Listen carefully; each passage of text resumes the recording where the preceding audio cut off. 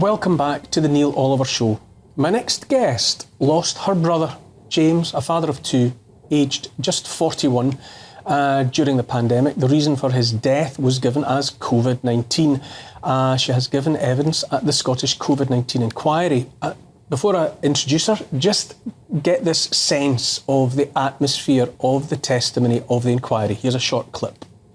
The inquiry must investigate whether the right to life under Article 2 was respected and protected. We anticipate the inquiry will hear that people were pressured to agree to do not resuscitate notices, that people were not resuscitated even though no such notice was in place, that residents may have been neglected and left to starve, that families are not sure they were told the truth about their relative's cause of death, that the usual process for certification of deaths was departed from. The inquiry must investigate potential violations of Article 3, the prohibition on torture, inhuman and degrading treatment. Pamela Thomas joins me now down the line. Hello, Pamela, thanks for joining me this evening. Hi, Neil, thanks for having me on. Can you give us a sense of, well, what happened to your brother and the testimony that you gave to the inquiry? Yeah, well, I don't know if you've watched the inquiry or not, the evidence that I gave, but everything that's kind of coming out at the inquiry has been quite damning, and there's not a single person reporting on our testimonies, the things that we've went through as a families, the way we've had to suffer, the way we've been stonewalled, the lies, the cover-ups have been non-stop since day one. Tell me what you saw happening to your brother. My brother was basically locked away from us. My brother was 6 days before I was allowed to have a WhatsApp video call with him. And by that time, he was placed on a ventilator and he was unconscious, so wasn't able to communicate with me. I was only able to communicate with him, speak to him, and see him via a phone screen. It was absolutely horrific.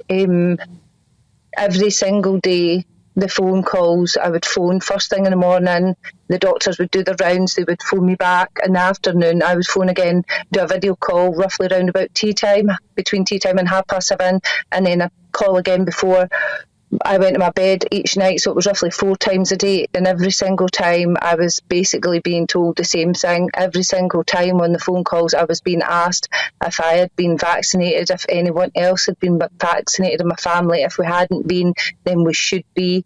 And all along I was told that my brother had a single organ failure. It was his COVID lungs. It was only his lungs that was a problem with my brother, which was basically lies.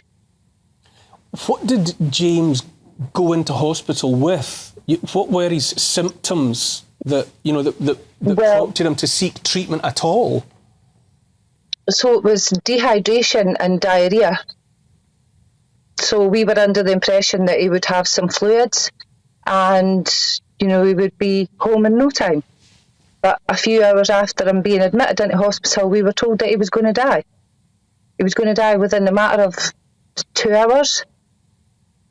We were told that he was going to die. I can still remember to this day the screaming. How can he be going to die? How is he going to die? What has been, Pamela, the atmosphere in the inquiry? Have you felt that your testimony and the testimony of other people who have related stories to tell, in what way is your testimony being received there? Well, it was fantastic to get the opportunity to give the evidence and say, although there was issues around being able to say my brother's name, for instance, that had to be all sorted out on the first day of the inquiry. We weren't even allowed to say the name of our loved ones. Eventually we were allowed to, but we weren't allowed to name the hospitals or any of the doctors or nurses or anybody that was involved in their care. We were restricted from doing that. But we got the chance to give our evidence, and obviously by being able to do that, that's what's got me here today. And obviously I've had other kind of podcasts and things like that. We approached the NHS Trust for comment. They said, while we cannot comment on matters relating to individual patients due to patient confidentiality, our thoughts remain with Mr Cameron's family. Our clinicians have responded in great detail on 2 occasions to the concerns raised by the family. We have already invited the family to raise any outstanding concerns with us, and this offer remains. Pamela Thomas, thank you so much. My heart goes out to you on account of everything that you've gone through, the loss of your brother, what it must have been like for your family, but thank you so much for taking the time to bring that to light this evening.